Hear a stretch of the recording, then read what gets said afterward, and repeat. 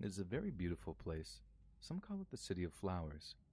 I love Garanuns, but I cannot live there anymore. Garoons. There are too many bad memories for me, and people accuse me of something which I am innocent of. You see, 8 years ago, I lived next to a family called the Negromontes. They seemed like very nice people, but they did not have a lot of money since the man of the house, Jorge, could not find a job for some reason. It was spoken in our neighborhood that Jorge could not work because of an illness he had, but he had helped support his family by making and selling pastries to his neighbors, including myself. Jorge made the best empadas and salgados, which are traditional Brazilian pastries that we all love to eat, and on more than one occasion, I found him knocking at my door with a tray of delicious empadas for sale. I feel like They I've were very seen this one affordable before. and very delicious, and I know I am not the only one in our neighborhood who used to buy them very regularly from him. It felt good to be able to help him support his family like that. Some people said Jorge was mentally ill, but it seemed obviously to be that he had some kind of physical condition too. Sometimes, when Jorge called over at my apartment, he would burst out laughing for no reason at all, like he had heard someone tell a funny joke that only he could hear. Sometimes his arms seemed to shake when he held out the tray of empadas for me to look at, and one day he started having a nosebleed which dripped all over the pastries.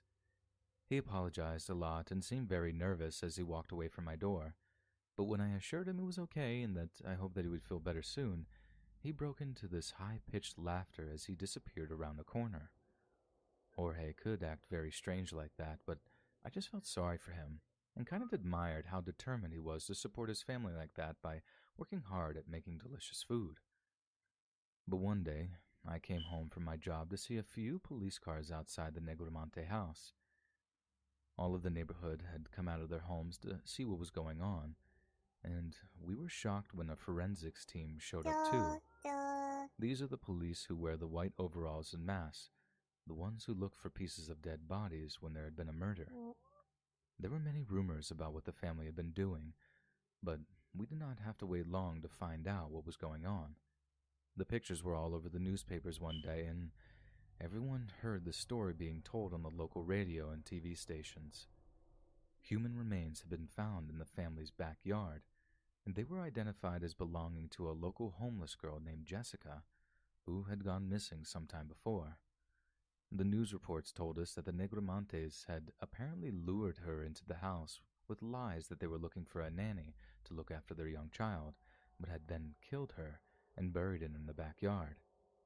We were all shocked by the news, but as time went on, even more disturbing facts were made public regarding the murders. I remember the day that the police had a press conference with journalists from all over the country. They claimed to have found a 50-page book that had been written by Jorge that he had titled Revelations of a Schizophrenic. The book was all about how he claimed to have been hearing voices talking in his head about how he should kill women, how what he did was all part of some kind of terrible satanic purification ritual, and that he had a plan to purify the world and reduce its population. I found this to be extremely disturbing and upsetting, as I would never have imagined that Jorge could ever think like this. He always seemed like such a sweet person, but I guess I was wrong to think that. Yeah, very wrong. But somehow, as the weeks went by, we heard things that were somehow even worse, things that destroyed my life as I knew it. Forensics teams had analyzed the entire Negromonte house and discovered traces of the murdered woman's body tissue on cooking utensils used by the family. What's more, rather large chunks of flesh had been found to be missing from the bodies most recently buried in their backyard.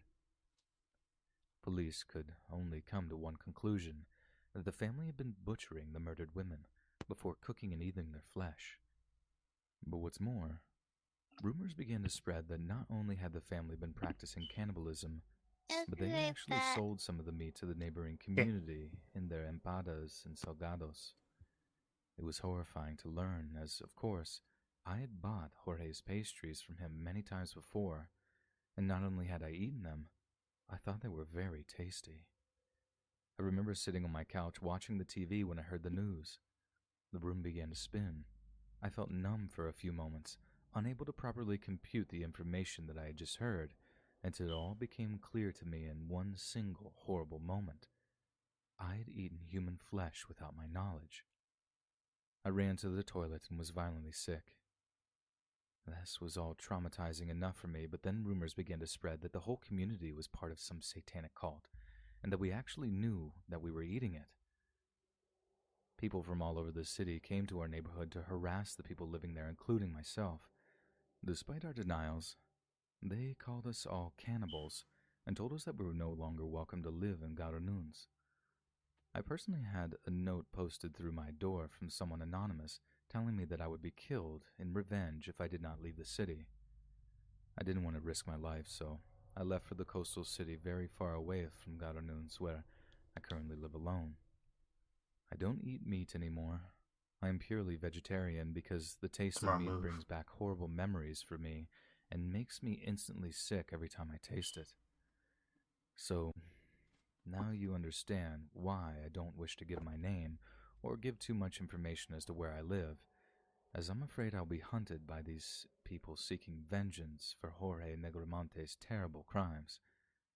But I swear to Jesus Christ I did not know what I was eating, and if I ever did, I would not have eaten it, and I would have reported Jorge to the police. So please, although you think you might know who your neighbors are, ask yourself, do I really know who I'm living next to? Do I really know what they're doing behind closed doors? Because for some of us, we don't know exactly who our neighbors are. Not until it's far too late.